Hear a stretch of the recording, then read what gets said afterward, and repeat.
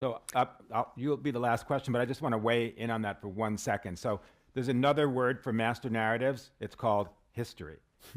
Basically, every country creates their own narrative story. And you know, my old job at the State Department was what people used to joke as the chief propagandist job. We haven't talked about propaganda. Propaganda, I'm not against propaganda. Every country does it, and they have to do it to their own population. And I don't necessarily think it's that awful. And this idea of a news cartel, I mean, I was editor of Time in 2012 during that election, and I remember, you know, you're competing against cartels and everybody. I remember being on a panel with the then editor of the New York Times, who said, it's really hard to break through these days. This is the editor of the New York Times saying it's hard to break through. I wanted to jump off the platform. Like, what's it like for the rest of everybody? So, I mean, there's no, I mean, there are cartels, but cartels don't have hegemony like they used to. The gentleman right there, last question.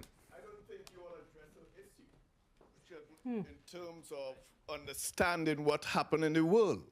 Because what is happening in America is what the United States flipped on the global south and in the third world, which we live with for many, many years in terms of a master narrative that was and still is propaganda.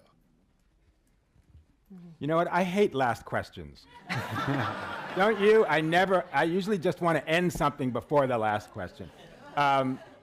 But at any rate, I want to thank this fantastic panel here today.